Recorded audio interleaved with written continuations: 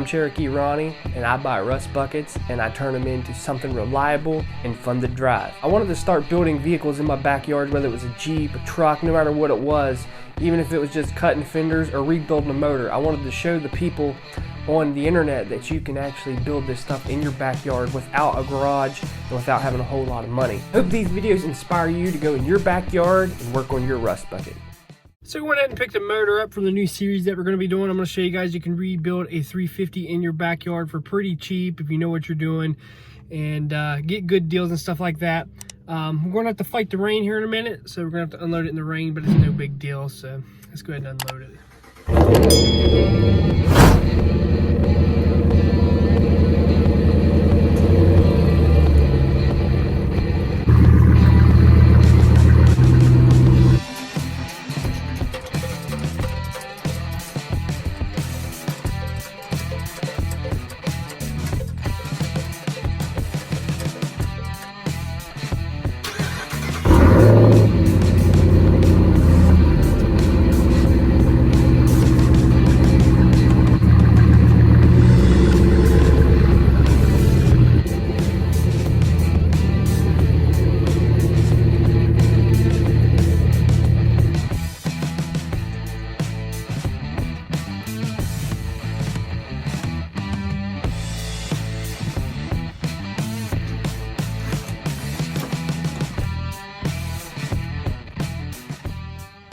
There's a little sneak peek of the motor.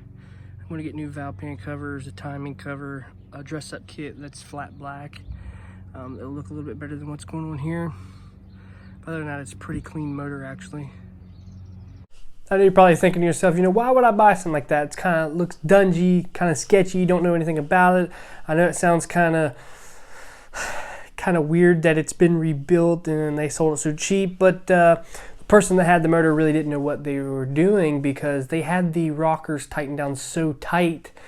They actually had the truck missing, and when he had it so tight that it wore out some of the cam lobes. So basically, I'm kind of glad that it did that. It did have a wee little cam in it, but this gives me an opportunity just to go a little bit bigger. I did get the numbers off the head and how it was built and what the heads can handle lift wise with a cam, and I can go just a little bit bigger and be all right. So that's what we're going to do with this motor. Somebody built this motor super cheap because it has a lot of cheap parts in it. It almost, you know, it's like they built this motor as cheap as possible, and that's what we're going to do. But we're going to build it with some good parts. We're not going to go straight from eBay and get junk like that and stick it in this motor. But I want to show you guys that you can do this in your backyard, get you a deal like I did. If you know anything about 350s, you can get deals like I got. A couple $100 for a motor that's basically already done for me. I didn't have to pay for none of the machine work or anything like that. It's already bored over. It's got good everything. I just got to put the new cam in it, and the cam ain't even very old. It's just where he tightened the rockers down so tight that it actually bent a couple of push rods. I've never seen anybody adjust rockers that tight. I mean, they were super, super tight, and it's just crazy that they adjusted them like that. I don't know why they would do that. They must not know what they were doing. The person that had it, the young boy that had it, didn't really look like he knew what he was doing anyway. But because I think the machine shop assembled most of the motor, and I think they just adjusted on a little bit. I did get to hear it running, and it was running when it was pulled. It was just missing due to the cam and the bent push rods and stuff like that, and how tight they had them. They had them super tight, right? So basically, the only thing we got to do is get a cam, and I'm going to get hardened push rods for it, and I'm going to get a dress-up kit for it. This it's like matte black filter and valve pan covers and timing chain covers, and I'm going to clean up that block and heads and all that, and make it look okay. And I'm going to paint it matte black. That block is black. There's not a whole lot of oil. There's not even a ring groove in this motor. I still had to break in oil in it. So whatever happened, they either didn't know what they were doing or something went wrong somewhere. I don't know, but it's fixable, and you can do this on a budget just like I am in my backyard, fighting the rain, the elements and everything. So I just wanted to show you guys that you guys can do this for your truck and show you guys that you don't need a lot of money to do it, and that's why I decided to pick up this motor. This block has pretty much already been done for me. It's been rebuilt not too long ago because there's no grooves in this yet, and you can see the hone marks still in the piston walls. So I got this for super cheap, right? Because the motor was kind of stuck and I got it unstuck. It's out of a 70s model truck, but it has all kinds of parts with it, right? So all new bearings and stuff in at the bottom end is perfect. And also came with the double hump heads, well, small double hump, a little bit better than stock. These have already been rebuilt. I got both of them. Nothing wrong with this motor in the bottom end. I'm gonna go over everything, make sure everything's fine first. Go ahead and double check the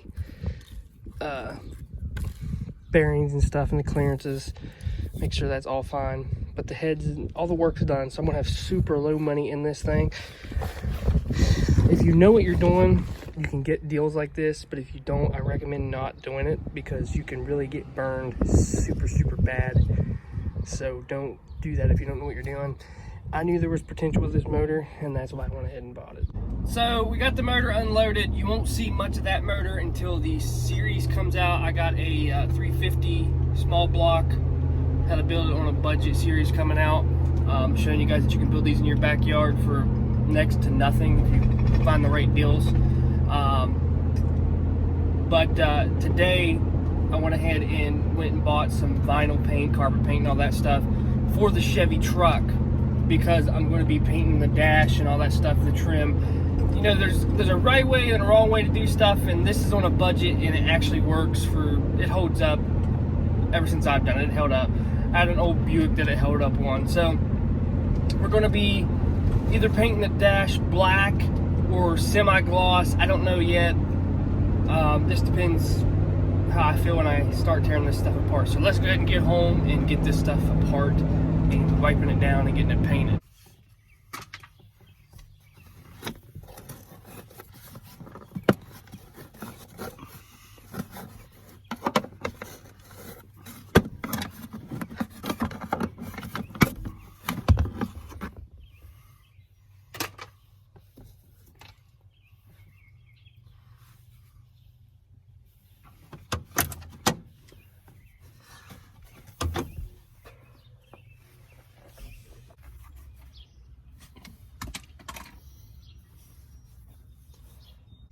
As you can see, some of these pieces are already black. Like this is already black. This is gray. This is pretty easy to take off.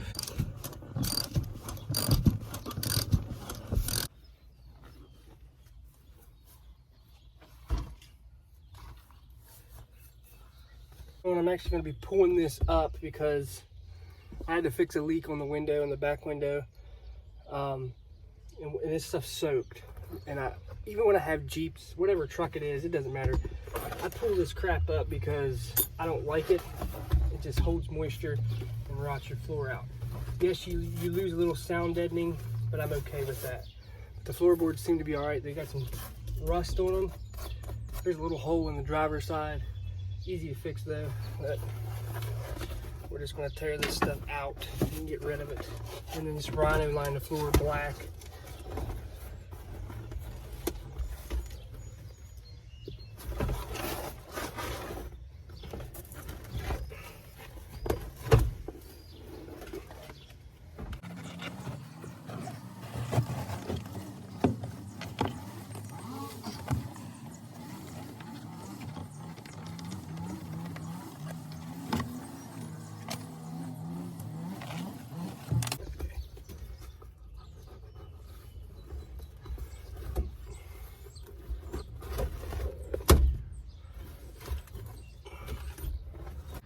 So we actually got one door panel done. I don't have to worry about the overspray because I'm going to be painting the door jambs and everything with rhino line and a can. So I'm not really worried about that, but I pulled the tape off and everything, so everything's done on this side and that side. So we got the post over here done. We got all this up here done. I know you're probably asking yourself, why in the world would this guy take paint and paint interior? Well, they have special paint for dash, vinyl, and even seats. You can even paint seats, floors. I've actually done this before, and it's held up really, really well. When it comes to your dash panels and kick panels and things like that, you need to make sure they're super clean and everything. You got to get all the dirt and grease off of them. Even the dash wipes that you use, maybe they used those in the past. Armor All, whatever, you got to make sure you get all that stuff off of there. So I wash it really good, and I've had good results. I even done this in my Jeep.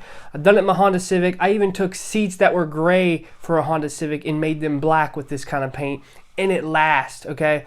It lasts for years, as long as I had the vehicle. I owned the vehicle for 3 years, and it does great. The guy that owns my Jeep that I did this to, it's still black. I see the Jeep all the time, and it's still holding up. So if you do this right, it will last. Now, is it the right thing to do? No, but I sourced out all the body panels, and by the time that I would buy them, I'd have way too much money in the interior. I have a total of $20 in that whole interior, right? I just gotta paint the dash trim where the lights and stuff are, because it's still gray, but I ran out. So I wanted to do that because it wouldn't match the outside. We're doing an army green, and I think the red would kind of just look bad, right? So the seat, it's still red. We can do that. We can spray paint it or whatever. That would take a lot of paint. So we're just going to get a black seat cover or an army green seat cover. So we're almost to the end of the road with this truck. I have ordered rims and tires for this truck. Now, the other day I took my Dodge wheels off and I put them up against the Chevy truck. I'll show you it right here. And I think I was kind of liking the new style, the new trend, better than the old style, because you guys see me put the old rims on this truck, but I kind of leaned up the Dodge wheels. I'm like, dude, what if I got a newer set of wheels? So I went ahead and bought 18-inch 31s, hybrid mud tires. They should be here in the next couple of weeks. Due to Corona and them coming on a freight, it'll take a little bit, and we are still fighting the weather with the paint. So the only thing we got left to do with this truck is actually get it painted, and put the new wheels and tires on it, and this thing is ready to rock and roll, and we still have $400 left in the budget. Now, I can either buy a lift kit with that or whatever it may be, but I'm not trying to lift this truck at all. I'm trying to stay away from that because I like the way it sits now, and I already have a lifted truck. So we're almost there. The motor that I bought, that is going to be in a different series. I'm going to be doing how to build a budget 350 with a mild cam and stuff like that. Now, I got a super good deal on this motor because, well, they didn't know what happened to it. And if you know what you're looking for and know what you're looking at, you can definitely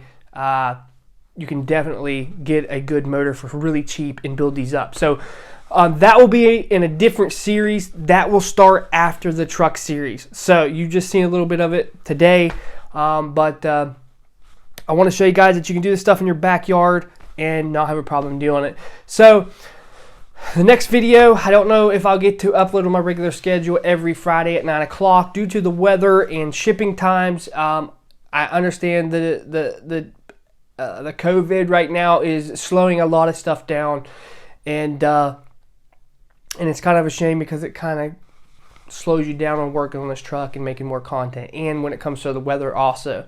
So I think the truck is starting to look really, really good. It's actually sounding good. I mean, this truck has come a long way, and as little money that we put into it, I think we got a nice truck. Got the back done. Now we got to start on the dash. Hey, you see I got the door done. I did the dash in gloss instead of matte black. So it turned out really, really well, actually. Really, really well.